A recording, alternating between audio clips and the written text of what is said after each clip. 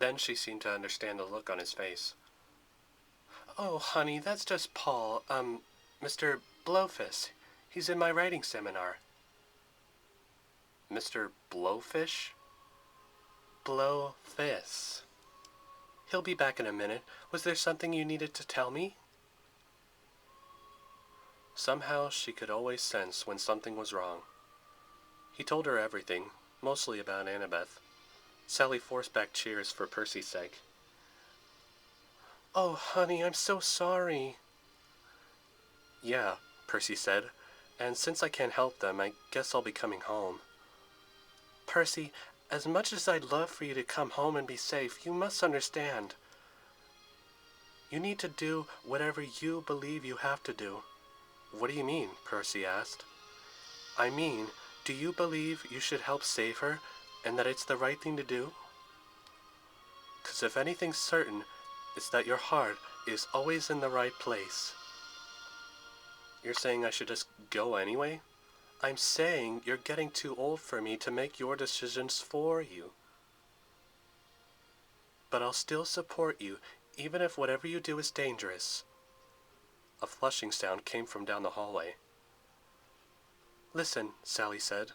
"I don't have much time, but just remember, Percy, whatever you decide, I love you. And I know you'll make the right choice to help Annabeth, because she would do the same for you." The image started fading. Then she waved goodbye just as it completely disappeared.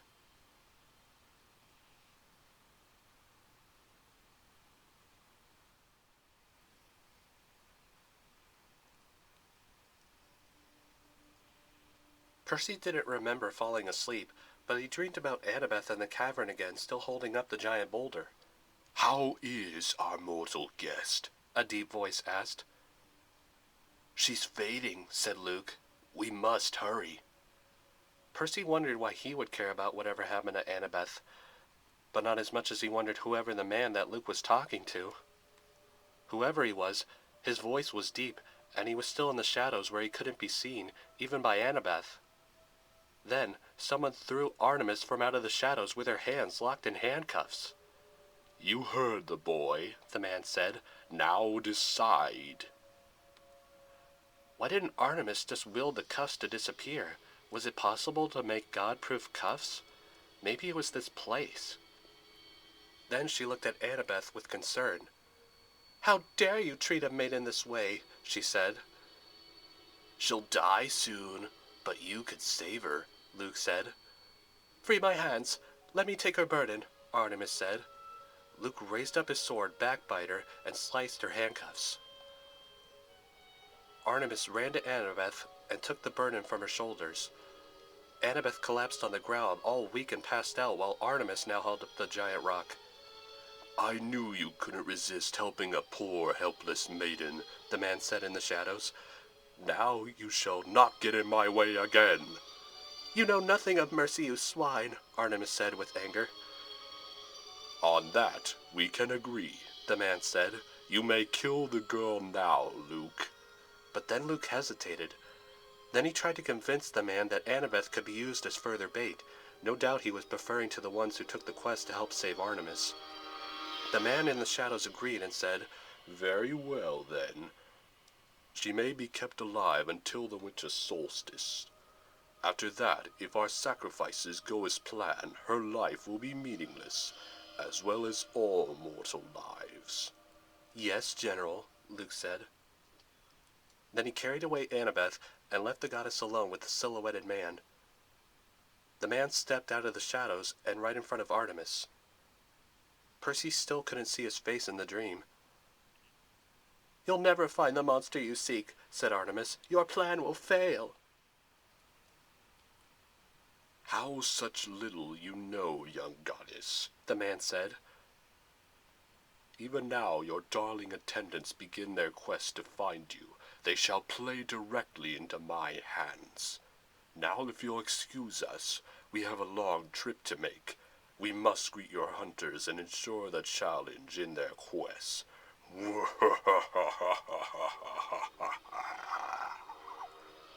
His laugh felt so powerful it seemed to shake the cave and bring down the ceiling, and Percy woke up. The moment he was up, a rather hard banging sound came from the door, and it was still the middle of the night.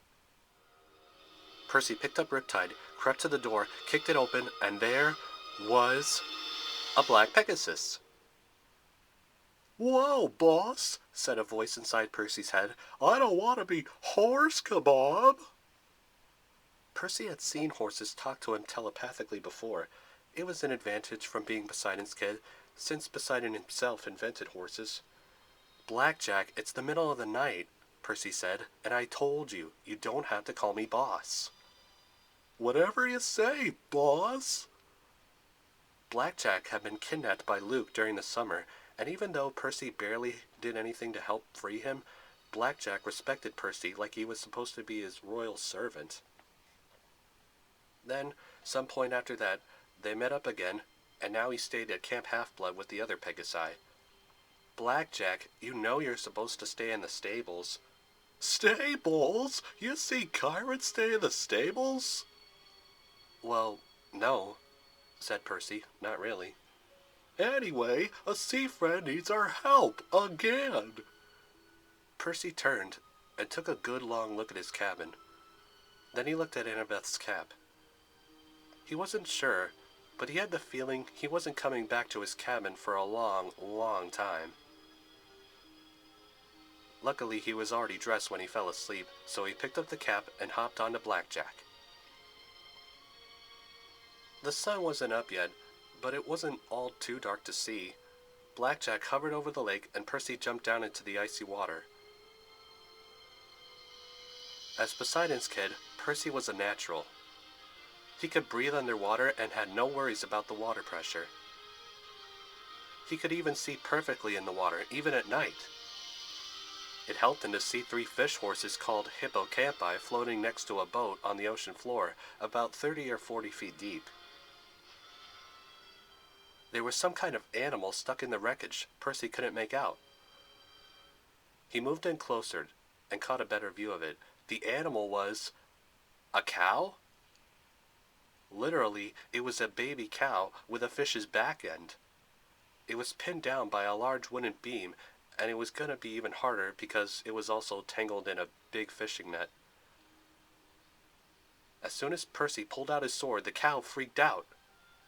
"Whoa, calm down," said Percy. "I'm not going to hurt you. Just let me cut the ropes." But it just kept shaking. Percy couldn't understand its thoughts. Maybe it only worked on horses. "Okay, calm down. I'm putting it away." Then he had an idea. He told the hippocampi to push the beam up with their heads and keep holding.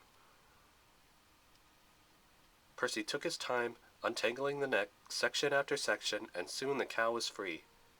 "It's okay, Bessie. You're free now," said Percy. He wasn't sure why, but he just decided it was a girl cow even though he didn't know for sure, and just decided Bessie was a good name for a cow. Bessie nuzzled at Percy and smiled at him with her big brown eyes. "Yeah, okay, nice cow," said Percy. Seconds later, he shot up to the surface and was back on the camp's beach. Percy couldn't believe it, and it wasn't the first time he'd done favors for sea creatures since he'd gotten used to his sea powers and gotten along with so many sea creatures at the camp. He could save a fish friend, but he couldn't help save his friends on the land. When he was just a few feet from his cabin, he saw someone crouching behind one of the other cabins halfway across. It was Nico. Percy still had Annabeth's cap safe and folded in his pocket, so he decided to use it to see what Nico was up to. He tiptoed over and stood right next to him. Nico was looking towards the Artemis cabin, watching some hunters chat. It was Zoe and Bianca. That was weird, since it was still so early that the sun still hadn't come up yet. He heard something about the Stoll brothers pulling a prank on Phoebe in a way that got her stuck in bed for weeks, which obviously meant she was out of the quest. "There's no time to choose another, even if the prophecy says 5, Zoe said. "We shall leave at first light. After all, it did say we would lose one." "In the land without rain," Bianca said. It could be preferring to the camp, Zoe suggested. After all, strong weather does not enter this camp unless Dionysus allows it. Listen, Bianca, I don't want to risk sacrificing any more of our sisters, and I won't have another camper with us. But your nightmare, Bianca said. We'll find out soon enough. Now come, dawn is breaking. They went back inside their cabin, and Percy took off the cap and got Nico's attention. Whoa! Where did you come from? He asked. I can turn invisible, Percy answered. So how did you know your sister and Zoe were talking? They were walking by the Hermes cabin, and I couldn't sleep too well, so I followed them. And you're thinking about following them on the quest, Percy guessed. How did you know that? Nico asked. I'd probably do the same if it were my sister. But you can't. You'll get caught, Nico, and you're too young. And as before, you may see a lot more dangerous monsters besides the manticore later in life. Yeah, maybe you're right, Nico said. But maybe you could go for me. Say what? You could turn invisible, so you can follow them without getting caught. You can keep an eye on my sister. I know you want to go. I won't tell anyone. Please? And please promise you'll keep my sister safe. For something like this, that's a big thing to promise, Nico.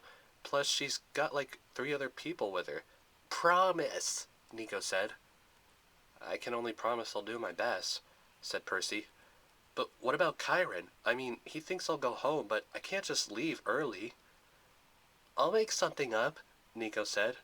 Now go on, and good luck.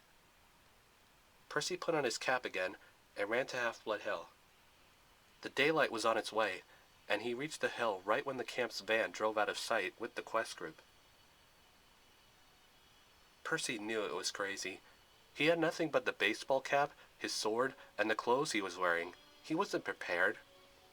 Then he heard the sound of large flapping wings. If I had to guess, boss, I'd say you need a getaway horse. Interested? Yeah, Percy answered. Let's fly. Percy could figure they would stop in Manhattan. He pulled Blackjack to a quick stop on the Chrysler building and watched as the van kept driving, and it was going pretty fast. Where could Argus be leaving them? Percy wondered. Oh, Argus ain't driving, boss, Blackjack answered. That hunter girl with the silver crown thing is. Zoe? Driving? Percy asked, surprised.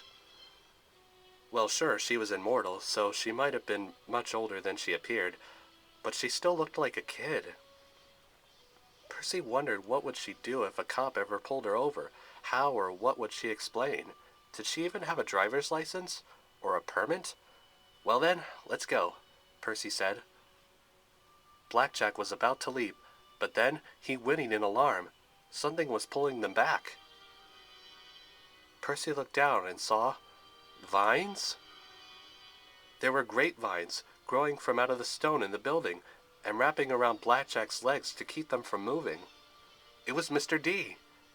Going somewhere? He asked.